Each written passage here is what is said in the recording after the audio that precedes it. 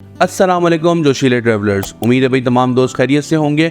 आज UK visit visa series की एक और एपिसोड में मैं आप लोगों के सामने हाजिर हूँ, जिसमें मैं आप लोगों के साथ डिटेल में डिस्कस करूँगा कि यूके विजिट वीज़ा के अंदर कौन से फैक्टर्स को हमेशा जहन में रखना चाहिए जब भी आप वीज़ा अप्लाई कर रहे हो, और उन फैक्टर्स को जहन में रखने की वजह से आपका वीज़ा सक्सेस रेट बढ़ सकता है।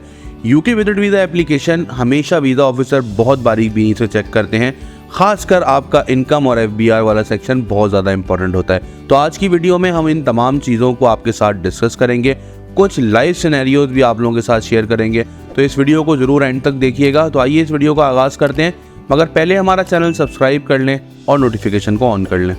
यूके विजिट वीज़ा एप्लीकेशन के अंदर एक ही बात आपको वीज़ा ऑफिसर को मेक श्योर करानी होती है, और वो ये कि आप यूके से वापस आ जाएंगे। आपके अपनी होम कंट्री के साथ टाइज स्ट्रॉन्ग हैं, क्योंकि जो पाकिस्तान के हमारी कंट्री के हालात हैं, हर दूसरा बंदा यहाँ से फ़रार अख्तियार करना चाह रहा है, और वो ये चाहता है कि उसको किसी यूरोपियन कंट्री का या किसी भी डेवलप्ड कंट्री का वीज़ा मिल जाए, वो वहाँ पे जाए, वहाँ जॉब ढूंढे और किसी ना किसी तरीके से वहीं पर ही सेटल हो जाए। तो अगर ये बात आप जानते हैं तो ये बात वीज़ा ऑफिसर भी अच्छी तरह से जानता है, और उनका मकसद ही यही होता है कि उन तमाम एप्लीकेशन को डिस्करेज किया जाए जो वहाँ जाके जॉब ढूंढ के वापस ना आ रहे हों।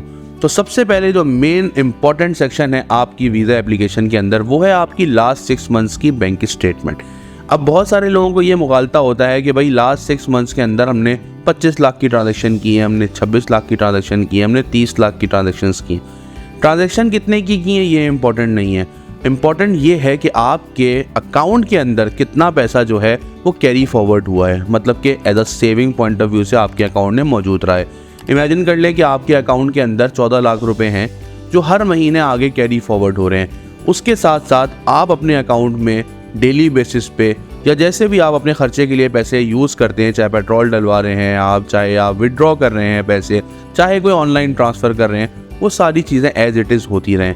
ये चीज़ आपके अकाउंट को स्टेबल शो करेगी कि आपके पास 10 से 12 लाख रुपए, 14 लाख रुपए ऐसे हैं जो आपके खर्चे में यूज़ नहीं हो रहे बल्कि कैरी फॉरवर्ड हो रहे हैं। साथ ही कुछ लोग ये भी करते हैं कि अपनी अकाउंट स्टेटमेंट अच्छी बनवाने के लिए किसी से भी मशवरा कर लेते हैं। तो लोग बोलते हैं कि भाई आप अपनी अकाउंट स्टेटमेंट अच्छी बनाना चाहते हो तो ज़्यादा से ज़्यादा ट्रांजैक्शन करो।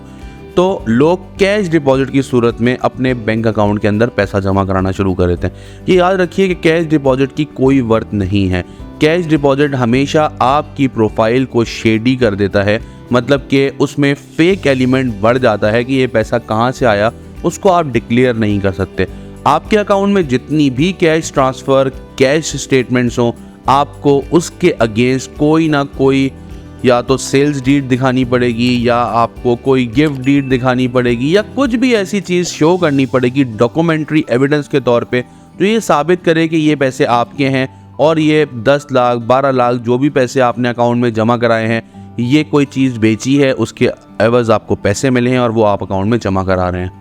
इसके बाद बारी आ जाती है फैमिली रजिस्ट्रेशन सर्टिफिकेट या फिर मैरिज सर्टिफिकेट की। खासकर वो लोग जो हस्बैंड वाइफ दोनों एक साथ अपना अप्लाई कर रहे हों, उन लोगों को मैं हमेशा एडवाइस करता हूं कि भाई आप जब दोनों हस्बैंड वाइफ ही अप्लाई कर रहे हैं और अगर बच्चे हैं वो भी साथ अप्लाई कर रहे हैं और सब बाहर जा रहे हैं, तो अगर आपके एफआरसी में वही 3-4 लोग हैं जो अप्लाई कर रहे हैं तो रिस्पॉन्स रेट आपका थोड़ा कम हो जाएगा। तो बेहतर है आप अपने पेरेंट्स का एफआरसी, मतलब कि जो एक फैमिली एफआरसी होता है, इसमें आपके पेरेंट्स, आप, आपके बहन भाई सब शो हो रहे हों, वो भी ज़रूर अटैच करें, ताकि एक डॉक्यूमेंट्री एविडेंस हो कि पाकिस्तान में इन मियाँ बीवी बच्चों के अलावा भी आपके और रिलेटिव्स हैं जो आपकी रिस्पॉन्सिबिलिटी हैं और जिनके पास आपको वापस आना है। उसके बाद एक चीज़ आ जाती है visa request letter. Visa request letter जो होता है, ये साफ लफ्ज़ों में अगर मैं पूछूं या बताऊं आपको, तो ये चीज़ वो होती है कि आप अपने जाने का मकसद बताते हैं, आप क्या करते हैं वो बताते हैं, साथ ही आप अपने पासपोर्ट की डिटेल्स मेंशन करते हैं कि भाई मेरा ये नाम है, ये मेरा पासपोर्ट नंबर है, ये उसकी एक्सपायरी है, और मैं ये काम करता हूँ, चाहे वो बिज़नेस हो चाहे वो जॉब हो। अगर बिज़नेस करते हैं तो बिज़नेस के लेटर हेड के ऊपर देंगे, और कभी भी कोई भी चीज़ लेटर हेड के ऊपर आएगी तो उसके ऊपर साइन और स्टैम्प होना लाजमी है। अक्सर लोग ये एलिमेंट को मिस कर जाते हैं, बिज़नेस लेटर हेड के ऊपर रिक्वेस्ट लेटर बनाते हैं लेकिन स्टैम्प नहीं लगाते, तो ऑब्वियसली उस चीज़ की क्रेडिबिलिटी लो हो जाती है। अब बात आ जाती है एफबीआर डॉक्यूमेंट की। अभी मैंने आज सुबह एक केस रिव्यू किया, उन साहब की तकरीबन इनकम थी 50-60 लाख रुपए उनके अकाउंट के अंदर थे। उसके अलावा और भी बहुत सारी ट्रांजैक्शंस थी, बिजनेस कर रहे थे वो। लेकिन एफबीआर में जो उनकी डिक्लेयर्ड इनकम थी एनुअल, वो थी 5 लाख रुपए। मतलब कि ऑन एन एवरेज वो 45,000 रुपये साल का, महीने का कमा रहे हैं। तो अब आप खुद देख सकते हैं कि इनकम स्टेटमेंट और एफबीआर का डॉक्यूमेंट कहीं से भी आपस में मैच नहीं हो रहा। देखें, हमेशा आपको अपनी इनकम डिक्लेयर रखनी है, इतनी इनकम डिक्लेयर रखनी है जो ये साबित कर सके कि आप यूके जाएंगे तो वहाँ का खर्चा आप उठा सकते हैं। आज के दौर में पाउंड जो है वो 350 क्रॉस कर चुका है, तो आपको उसी हिसाब से अपनी स्टेटमेंट बनानी है, उसी हिसाब से अपने एफबीआर के डॉक्यूमेंट पेश करने हैं कि भाई आप पाउंड्स में जाके वहाँ पे खर्चा कर सकते हैं 8-10 दिन 12 दिन, जितने दिन के लिए भी आप टूर पे जा रहे हैं। तो एफबीआर के अंदर अपनी चीज़ों को डिक्लेयर रखें। अगर आप एक अच्छा बिजनेस कर रहे हैं, आपकी इनकम ज़्यादा है, ताकि एफबीआर का डॉक्यूमेंट सपोर्ट करे आपकी इनकम स्टेटमेंट और आपकी बैलेंस शीट को। बहुत सारे लोग हमारे यहाँ पे इन्वेस्टमेंट्स करके रखते हैं, प्रॉपर्टी रखते हैं, लेकिन उसको डिक्लेयर नहीं करते, इवन वीज़ा एप्लीकेशन में भी शो नहीं करते। तो अगर आपके नाम पे कोई, चाहे कोई प्लॉट हो, चाहे कोई प्रॉपर्टी हो, चाहे कोई शॉप हो, चाहे आपने कोई इन्वेस्टमेंट की हुई हो, उसको ज़रूर डिक्लेयर करें अपनी वीज़ा एप्लीकेशन के अंदर। ये चीज़ आपके होम टाइज से, होम कंट्री से आपके टाइज को स्ट्रॉन्ग बनाएगी कि आपकी यहाँ पे एक बिजनेस भी है, आपकी इन्वेस्टमेंट्स हैं, आपकी यहाँ पे प्रॉपरली एक रनिंग बिजनेस कर रहे हैं आप एक कंट्री के अंदर, तो आप कभी भी स्लिप नहीं होंगे, बल्कि आप वापस आ रहे होंगे। सबसे एंड में बात आ जाती है ट्रैवल हिस्ट्री की। सबसे एंड में डिस्कस करने का रीज़न ही यही है क्योंकि मेरे लिए ये सबसे लीस्ट प्रीफर्ड ऑप्शन है। अगर आपकी ट्रैवल हिस्ट्री नहीं भी है तो इट डजेंट मैटर, और बहुत सारी चीज़ें हैं जो आपकी ट्रैवल हिस्ट्री को कवर अप कर सकती हैं। बट ट्रैवल हिस्ट्री होना ज़रूरी तो नहीं है, लेकिन होना बहुत अच्छा है। अगर तो आपकी ट्रैवल हिस्ट्री है 5 से 6 कंट्रीज़ आपने ट्रैवल की हुई हैं, आपके पासपोर्ट के ऊपर एंट्री और एग्ज़िट की स्टैम्प्स हैं, तो ये आपकी एप्लीकेशन को मज़ीद क्रेडिबल कर देगी कि भाई आप बहुत सारी कंट्रीज़ पाकिस्तान से ट्रैवल करके गए हैं।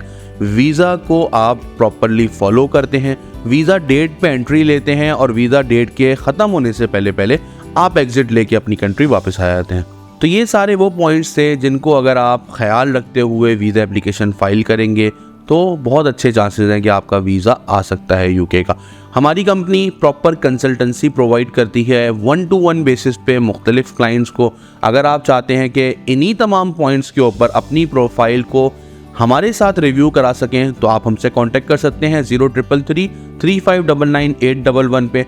हमारी एक्सपीरियंस टीम आपके सारे डॉक्यूमेंट्स हैंडल करेगी, आपके डॉक्यूमेंट्स के हिसाब से आपको प्रॉपरली गाइड करेगी। और बिलीव करें, अगर आपकी एप्लीकेशन हमें लगेगा कि वीज़ा आने के उसमें चांसेस कम है, हम कभी भी आपको ये मशवरा नहीं देंगे कि हम आपका वीज़ा अप्लाई करेंगे, बल्कि हम आपको पॉइंटर्स देंगे जिनको फॉलो करते हुए आप अपनी प्रोफाइल को स्ट्रॉन्ग करेंगे, एंड देन हम आपका वीज़ा अप्लाई कर रहे होंगे।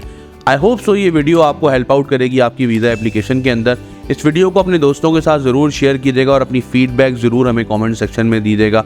मिलते हैं अगली वीडियो में, जब तक अपना ख्याल रखिएगा। अस्सलाम वालेकुम।